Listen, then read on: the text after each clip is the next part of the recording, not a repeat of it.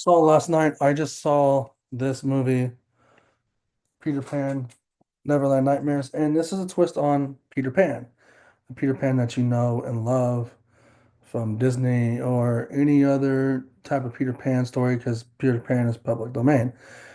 So this Peter Pan didn't get loved as a child apparently because he's growing around kidnapping kids, killing them and saying they're going to Neverland. He takes Wendy's brother on his birthday, and it's up to Wendy and her family to find him. And that's exactly what they do. Now, this movie's a very interesting take on what we know of Peter Pan. Like, he thinks he's going to Neverland. He thinks if he sacrifices kids, he's going to Neverland and stuff like that. Also, they have a twisted story book opening like Winnie the Pooh. It's the same people did Winnie the Pooh Blood and Honey because you can obviously tell by the yellow and red behind there. And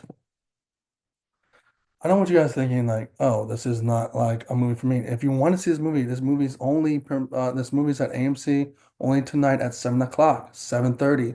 Not 7 o'clock, 7:30. But if you see it at Star Cinema Grill, they're probably extending it out a little bit longer at Star Cinema Grill because they do these type of movies. Very low budget movie, very independent, very gruesome, very gory, but like it's a slasher movie.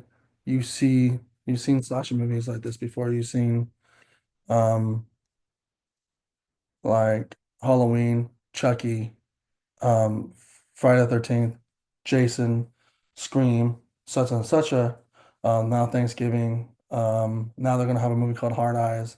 Gonna have a whole bunch of different things. But taking this character as unique and different as it is and twisting it from being, hey kids, let's go to Neverland. Come with me and go to Neverland and have time pass and it's still nighttime and you go back to bed and all stuff like that to, hey kids, you guys go to Neverland and then you never see your family again because your whole family's either killed so he can take you. And then something about his mother, they killed his mother because his mother was trying to take his kids away, his boys. Um, It sounds weird, but and then Tinkerbell was also kind of a weird character in this, but it was also a little boy that also thought, he was a girl, so a little bit weird twist on things, but it's also a very good horror movie made by people that did Blood and Honey. So Winnie Pooh Blood and Honey was also interesting too. So this is opening up to the Poohverse. So this is a very unique and different take on this character. I already said that, but like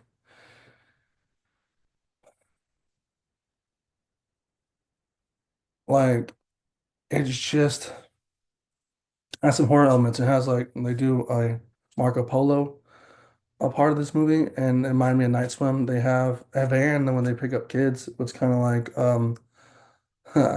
Black Phone with the grabber, and then the very beginning kind of reminds you of the Evil Dead. I mean, yeah, the Evil Dead, where he pops open a little thing through the floor, and it's a very different kind of tropes in there, but also it's its very own unique thing as well. Like the way he lives in this little weird broke down house, nothing's well kept.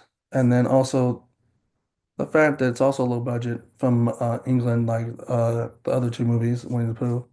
And same concept, something happens and the hero, which is the final girl in this is Wendy, takes down Peter Pan with the brother. Also taking the brother on his birthday, knowing it's his birthday, he's very strategic. Peter Pan's very strategic of who he takes and who he doesn't, and who he wants to take to Neverland or supposedly kill and take to Neverland. But it's a very unique, interesting film. That's all I can say. These independent movies are very unique and different, and it's hard to say something because you know these characters iconically as fairy tale characters, but then when they go around flipping the script on you and twisting it off, and you want to say, "Hey, I mean, I enjoyed it, but I mean, if you want to ask my ranking, I'll go Winnie the Pooh, Blood and Honey 2, Peter Pan, obviously, and then Winnie the Pooh for sure, because Winnie the Pooh just looked like people in a mask.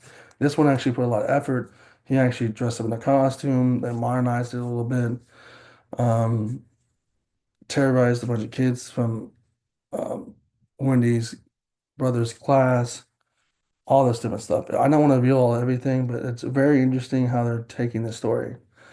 They might be a part two. I was hoping that they would show Bambi Reckoning at the end of this, but they didn't.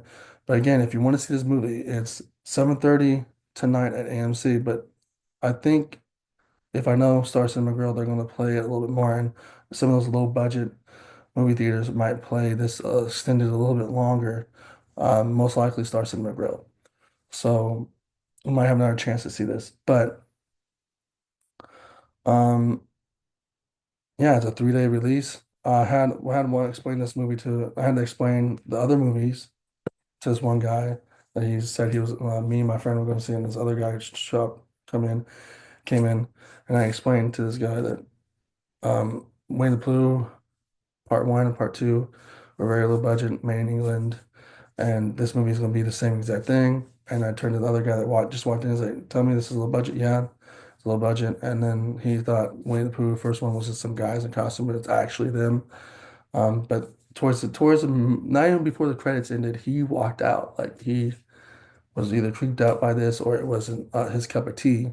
You got to be unique. It has to be your cup of tea. It has to be your cup of tea, or you have to have a unique taste to these films. You have to have a unique taste to cheesy horror films and slasher films, but cheesiness. You gotta have some um, good taste for cheesiness because there's a lot of cheesy comedies, cheesy action movies, cheesy dramas, cheesy horror movies, and this is one of them. This is one of the greatest, cheesiest, campiest horror movies ever made through this Puniverse universe. And if you go see it, you go. If you go see it, you see what I'm talking about. If you don't have a chance to see it at 7:30 tonight, or maybe Star Cinema Grill, it'll be on DVD or Blu-ray in certain parts of the country. Most likely UK on Blu-ray, but here in America, DVD because I've been trying to find Winnie the Pooh Blood and Honey Part 2 on Steelbook, but I got it on DVD. So if you don't have the chance to see it on DVD when you have the chance, or it might be on digital, just like Winnie the Pooh is.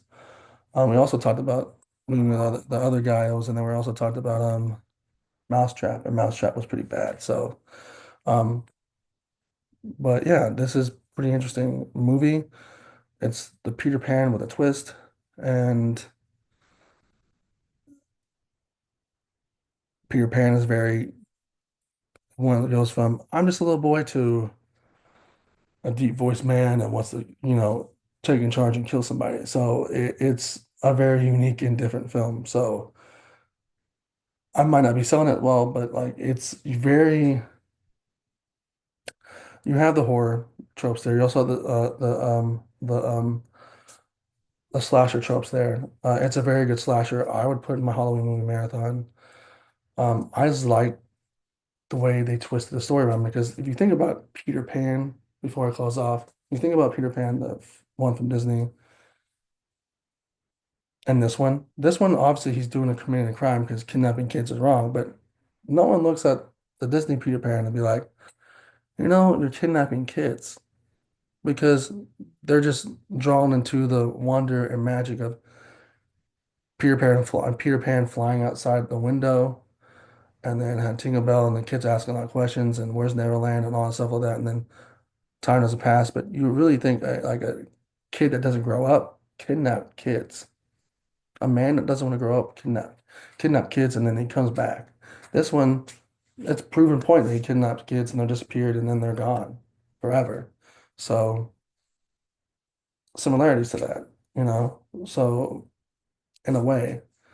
But this is a movie you should check out if you can.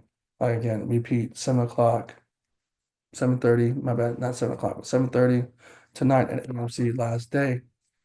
It was on Monday, Tuesday, which was I saw last night, and then today is last day. And then maybe if you check Star Cinema Grill or some other local theater that's small near you that might be playing this more extended than 3 days. But Again, if you can't check it out, wait for it on digital and DVD. And trust me, you might have fun with it if you're have fun with this if you're a horror fan and a slasher fan, and if you're a little bit slightly deranged, a little bit, a good sort of deranged where you like twisted fairy tale stories. So that's all I gotta say. If you like this video, put a like, comment, subscribe, hit the notification bell, and deuces. Or see you in Neverland.